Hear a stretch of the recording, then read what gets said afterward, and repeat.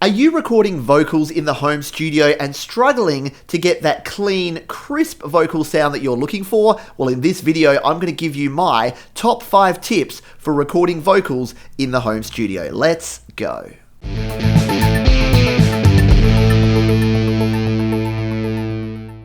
Hi, my name is Pete. This is Studio Live Today, where I help you create, record, and release your best music. And vocals can be one of the most challenging instruments, and it is an instrument, it's a very dynamic instrument to record, especially in the home studio, to get a good sound, because you need a good sound on the way in, which will make your mixing, your mastering, your releasing of your songs so much simpler. So in this video, I'm going to dive into my top 5 tips for how we can get a better vocal recording sound, regardless of what equipment or studio that you're using. So let's dive in and go with tip number 1. Tip number 1, and what I consider the most essential part of recording vocals, is to use one of these. This is a pop filter, and it's called that because it actually reduces the popping P sounds, which we call plosives, from actually hitting your microphone. So if you have a microphone and you are singing into it directly, it's going to you're going to hear those P sounds. They're going to hit the diaphragm of the microphone, and it's going to sound horrible. And there's nothing that screams out amateur recording more than some popping P plosives in your recording. So you can grab a pop filter. You can pick them up from anywhere from sort of $5 or $10 up to maybe $20, $30, $40, depending on the quality you get. This is a fabric one, and you can actually make these as well. A lot of folks make these out of just a wire coat hanger and a pair of like women's stockings, pantyhose, and they make actually a decent makeshift pop filter. If you have nothing, then consider doing something like that. What I have over here with this microphone is a wire mesh pop filter that I use. So the way I set myself up to record is that I'll be above my microphone like this usually, and I'll have the pop filter here so that when I'm singing, my voice is going over here, so the breath, the breeze, the wind is actually going through the pop filter, which is reducing my pops, and it's also going above the microphone. You don't need to be right down here and singing directly into the microphone. Like you see that a lot of people just like, yeah, they're eating the microphone, and that might be okay with like a dynamic microphone on stage, but when you're using something like a large diaphragm condenser in the studio, you don't want to be right up on the mic, and you do want to be having a pop filter to both create some distance between yourself and the mic, to remove those plosives, and it also helps with things like S sounds, those sibilant S sounds, because they also have that hissing.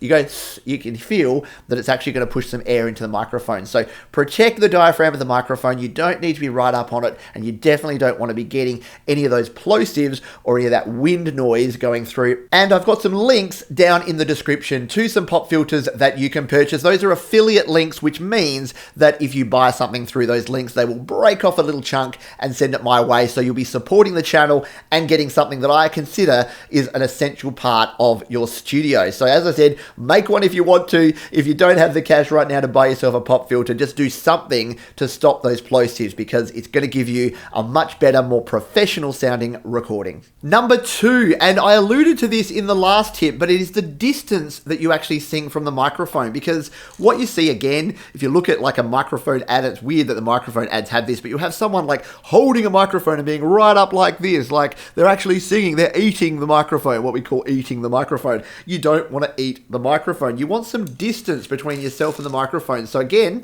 if you have your pop filter, you can actually make sure that you're creating that distance by putting the pop filter the distance that you want. And I go about that distance away. That's an absolutely inaccurate measure. You can use some trial and error here. Depends on what you're using for a microphone. You may not even have a microphone. This might be your iPad. This might be your iPhone. I'm not going to judge. You don't need to have the best gear. We've talked about this before. But whatever you are recording into, whatever your microphone is, then you want to be a decent distance. You don't want to be right up on it, because there's a few reasons for this. I'll just pop that out of the way. A few reasons that you want to have some distance from your microphone. One is so that you can not be singing directly into the diaphragm. We talked about that in the pop filter tip. The other is that what happens is there's something called the proximity effect, which means that as you actually get closer, you get these deep resonant bass tones that'll actually come in. And if you'll probably notice that if you were like going for that radio DJ sound, you'll be like, right up, you'll be like, hey everybody, welcome to, well, whatever.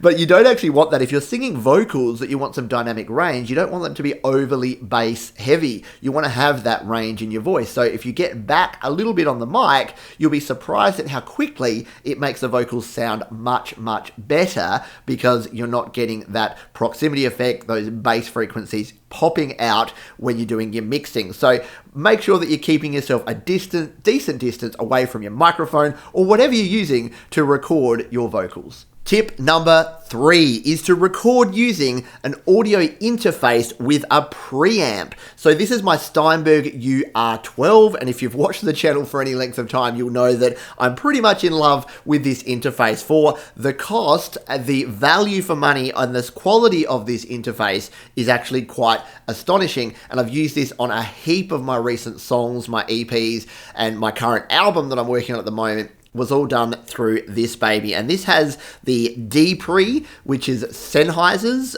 specific type of preamp, and it's a really clean preamp. So what does a preamp do? Well, what you do is you plug your microphone into here, and the preamp will amplify the signal before it goes in to your recording software to be recorded. So whether you're using a Mac or a PC or even your iPhone or your iPad, which I do a lot of, you can actually connect up this, and I've got heaps of videos. You can check all of those out. I'll link them up and down that will actually show you how to do this, how to connect an audio interface to do your vocal recording, and the quality lift you get from just using your device or just using a standard USB microphone or something like that is actually quite astonishing to actually be able to get that next level of quality. Now, once again, I'm not saying you need to do this. I'm not sort of in the whole must have to kind of vibe, but if you're already recording and you think you've kind of reached the limit of what you can do with your current recording setup, then getting yourself an audio interface like this or any other audio interface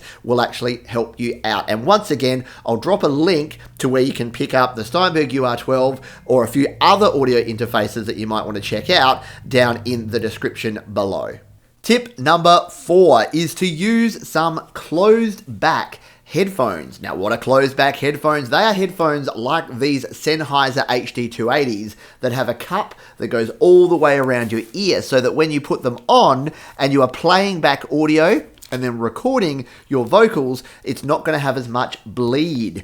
Bleed is the sound that comes out of your headphones when you're recording, because if you're recording into a microphone, if we bring our microphone back, you'll see that the distance between where this is playing and the microphone is not actually that much. So if there's a lot of audio coming out of here, it's going to be picked up by the microphone. Now, bleed in itself is not a terrible thing. It's not something to be feared. It's not something you need to worry about, because after all, it's the actual music that you're singing along to. But you do want to do whatever you can to reduce the amount of audio bleed that's coming from your headphones into your microphone. So a pair of closed back headphones like the Sennheiser HD280s that I use and recommend, or anything you can get cheaper, you can get more expensive like the 650s. There's plenty of options.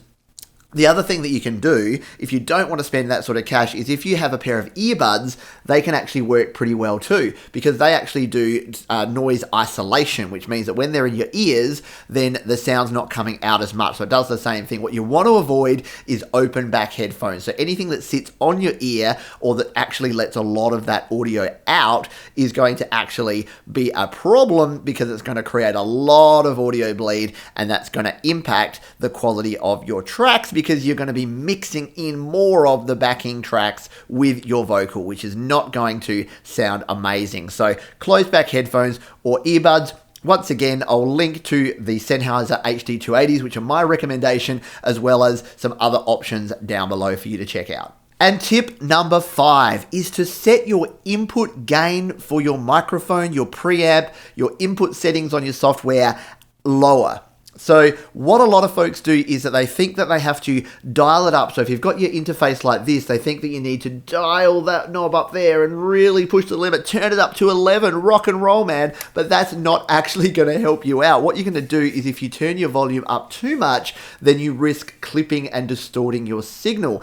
And you can't come back from clipping or distorting your signal. So if you are too high to what we call a hot signal and you clip, it means that it's distorting. It's going over the maximum volume and you're losing that audio information. You cannot bring it back. It's like resolution on your screen. You can't sort of zoom in and enhance. You can't actually fix it. What you can fix very easily is low volume audio. You can fix it by turning it up. You can add compression. You can do a lot of things to fix it if it is slightly too low, but you can't fix it if it's too high. So even if you don't have an audio interface, even if you're just using your software, or like I said before, your iPhone or your iPad, just make sure your input volume is dialed down. So dial in your input volume, do a test. So sing the loudest part of your song at that time. Test the volume, make sure it's not clipping, and then do your vocal take, because as I mentioned, you can't come back from clipping, but if your volume is slightly too low, you'll be absolutely fine. So err on the side of low volume over high volume when you're recording your vocals. And one final bonus tip, and that is to relax. Relax when you're singing, because we're in a digital environment. You have infinite takes. If you sing and it sounds terrible, hit undo, hit delete, and try again. Sing with passion, sing like nobody's watching. In fact, what I recommend is find yourself a time and a space where it is just you, you've got no one else around, you can actually just go for it. You can sing with passion, you can sing your heart out, and as I said, you don't have to keep it if it doesn't sound good.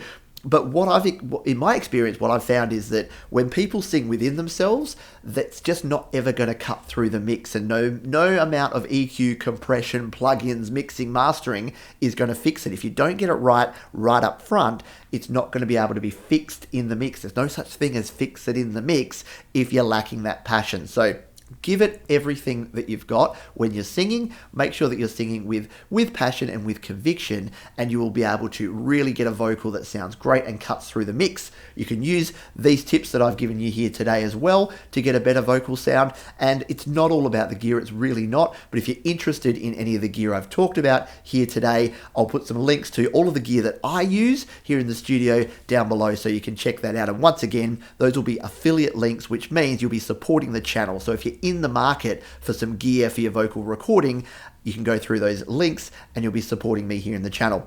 Thanks again for watching. If you've got comments, questions, or suggestions, or your own tips, I would love to hear your tips on vocal recording. You can leave those down in the comments, and I'll see you on the next video.